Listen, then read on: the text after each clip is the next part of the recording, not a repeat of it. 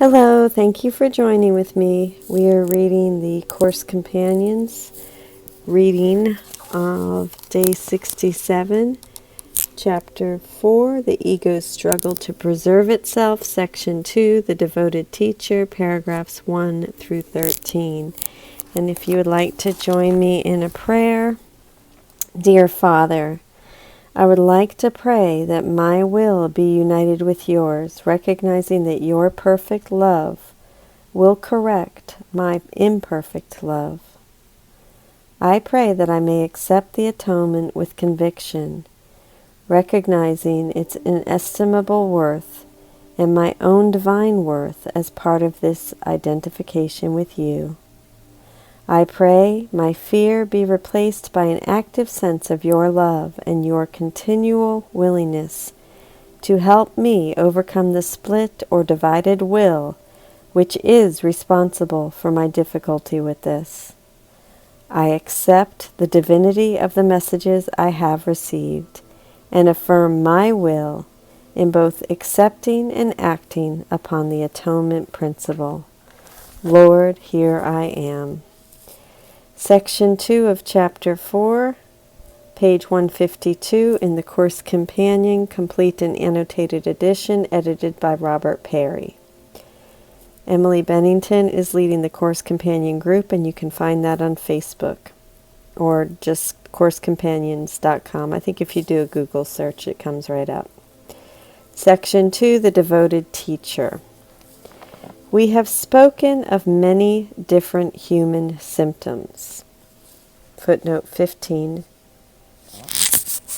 Did I miss? No, 14 was above. These would include emotional symptoms such as fear and physical symptoms such as sickness. And at this level, there is almost endless variation, but there is only one cause for them all, the authority problem. Not money is the real root of all evil. Footnote 16. 1 Timothy 6:10. For the love of money is the root of all evil.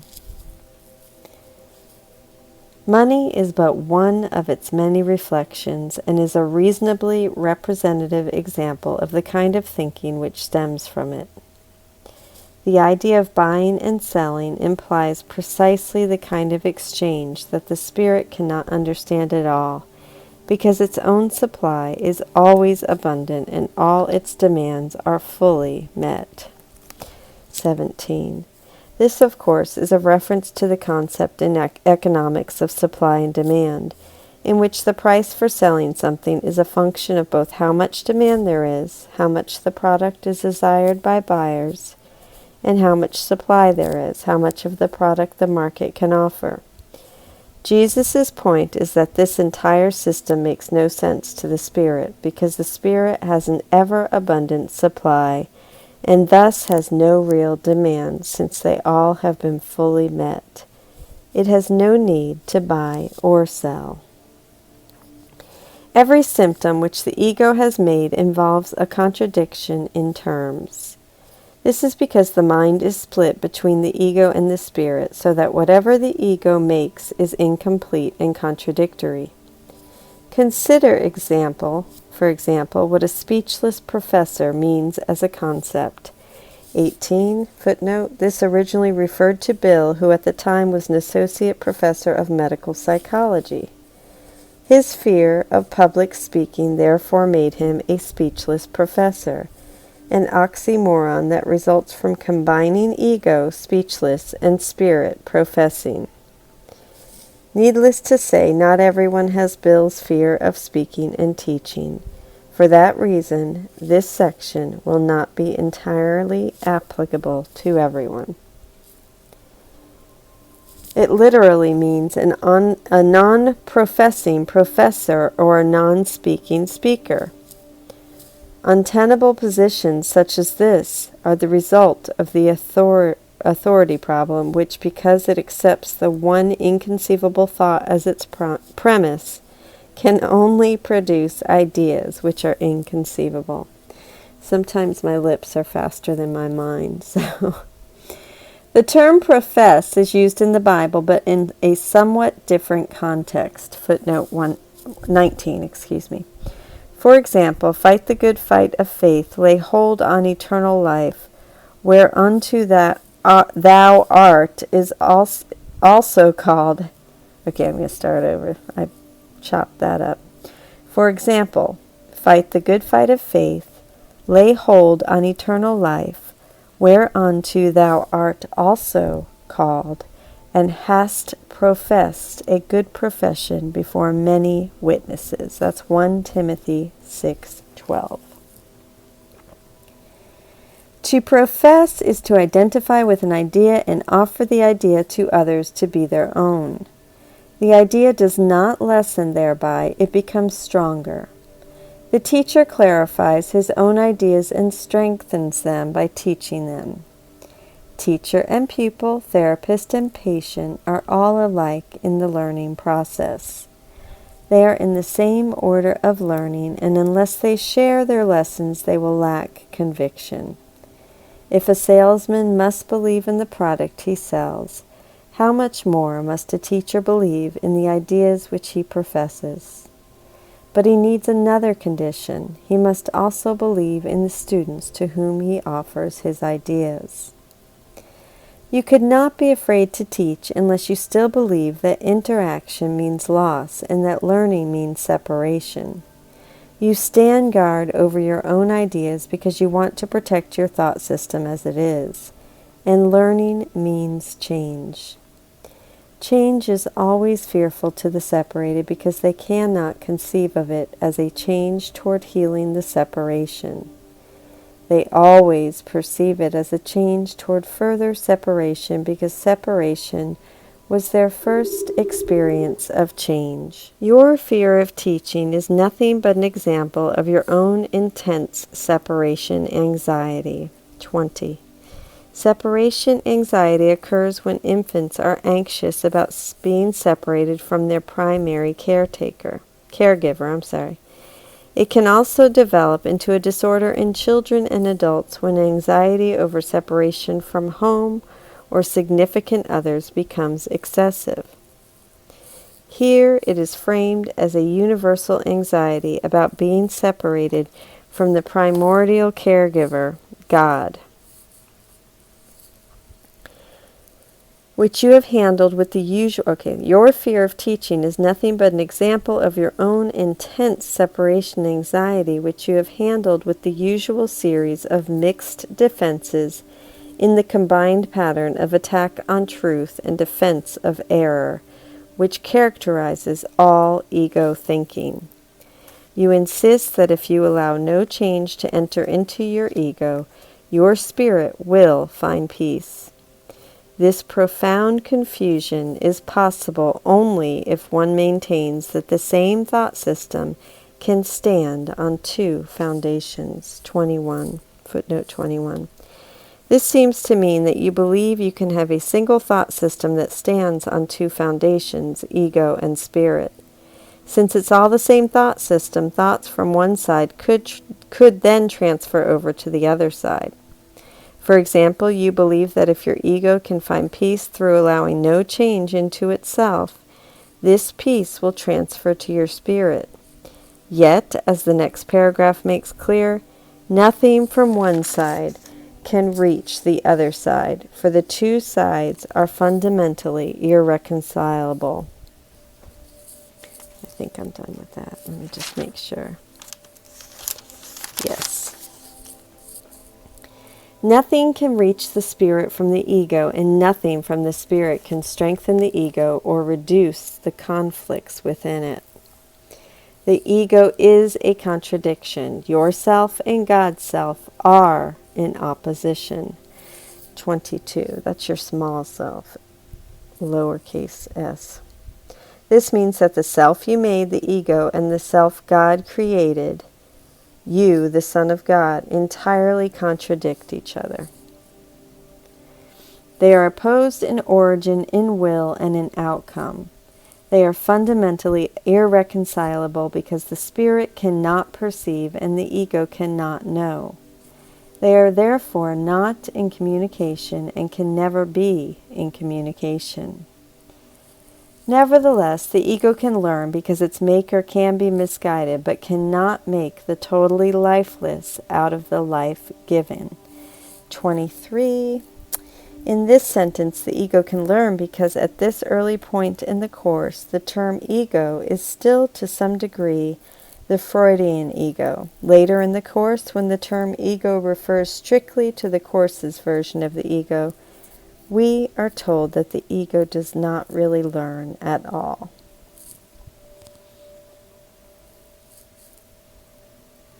The spirit need not be taught, but the ego must. The ultimate reason why learning or teaching is perceived as frightening is because true learning does lead to the relinquishment, not destruction, of the ego to the light of the spirit. This is the change the ego must fear because it does not share my charity. My lesson was like yours, and because I learned it, I can teach it. I never attack your ego, but I do try to teach you how its thought system has arisen. When I remind you of your true creation, your ego cannot but respond with fear. Teaching and learning are your greatest strengths now because you must change your own mind and help others change theirs. It is pointless to refuse to tolerate change or changing because you believe that you can demonstrate by doing so that the separation never occurred. The dreamer who doubts the reality of his dream while he is still dreaming is not really healing the level split. 24. That is, the split between the levels of spirit waking and ego sleeping. You have dreamed of a separated ego, and you have believed in a world which rests upon it. This is very real to you. You cannot undo this by doing nothing and not changing. If you are willing to renounce the role of guardian of your thought system and open it to me, I will correct it very gently and lead you home. Every good teacher hopes to give his students so much of his own thinking that they will one day no longer need him. This is the one real goal of the parent, teacher, and therapist. This goal will not be achieved by those who believe that they will lose their child or pupil or patient if they succeed. It is impossible to convince the ego of this because it goes against all of its own laws. But remember that laws are set up to protect the continuity of the system in which the lawmaker believes. It is natural enough for the ego to try to perpetuate itself once you have made it, but it is not natural for you to want to obey its laws unless you believe in them. The ego cannot make this choice because of the nature of its origin, but you can because of the nature of yours. Egos can clash in any situation, but souls cannot clash at all. If you perceive the teacher as merely a larger ego, you will be afraid, because to enlarge an ego is to increase separation anxiety. Do not engage in this foolishness. I will teach with you and live with you if you will think with me. But my goal will always be to absolve you finally from the need for a teacher. This is the opposite of the ego-oriented teacher's goal. He is concerned with the effect of his ego on other egos, and he therefore interprets their interaction as a means of ego preservation. This is no less true if he is afraid to teach than if he is frankly out to dominate. The form of the symptom is only a reflection of his particular way of handling his separation anxiety. All separation anxiety is a symptom of continuing will to remain separated. This cannot be repeated too often because you have not learned it. You are afraid to teach only because you are afraid of the impression your image of yourself will make on other images. You believe that their approval of your image will exalt it, but that your separation anxiety will increase. 25. Their approval of your image seems to exalt you above them, thus causing you to feel separate from them, which then increases your separation anxiety. You also believe that their disapproval of it will lessen the anxiety, but at the cost of depression. I would not be able to devote myself to teaching if I believed either of those blatant misperceptions, and you will not be a devoted teacher yourself as long as you maintain them. 26. Being a devoted teacher means being devoted to one's students, devoted to their learning. It is thus similar to the term devoted father. The use of the term follows the discussion about devotion to a brother in the first paragraph of the chapter, which was originally about Helen being a devoted priestess by working so late to help someone through use of her scribal abilities. And we read that in Cameo 16. I am constantly being perceived as a teacher to be either exalted or rejected, but I do not accept either perception for myself. And that's where we stop today. These are the notes from the Course Companions, Emily Bennington. Thank you very much, Emily. Day 67, Section 2, Devoted Teacher, The Devoted Teacher, paragraphs 1 through 13. Overview. The Devoted Teacher. I fear teaching because I fear change and because I fear placing my sense of worth at the mercy of my students. But my worth is not established by my teaching. It has been forever established by God. Realizing this will free me to be a devoted teacher, devoted to my students instead of my image. Reflection. In this section, Jesus says, if you are willing to renounce the role of guardian of your thought system and open it to me, I will correct it very gently and lead you home.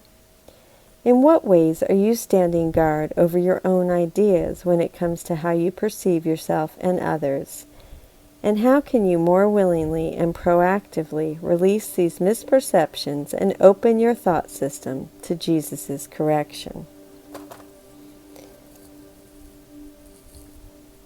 Teaching and learning are your greatest strengths now because you must change your own mind and help others change theirs.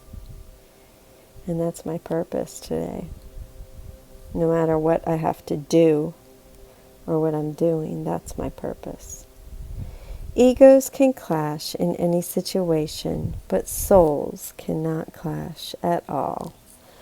And that's all she wrote. Thank you so much for joining with me. Tomorrow we will read Day 68, The Devoted Teacher, paragraphs 14 through 25. I love you. Thank you.